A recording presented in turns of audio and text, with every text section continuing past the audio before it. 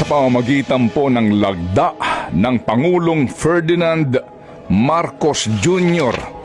noong December 30, 2024 ay naging Republic Act number 12116 ang pinakakorap na budget sa kasaysayan ng ating republika. Panay reklamo ng Pangulo tungkol sa 2025 budget. Kesyo, nagagalit siya. Kesyo, mangled beyond recognition. Kesyo, may binago siya pero pinirmahan pa din niya.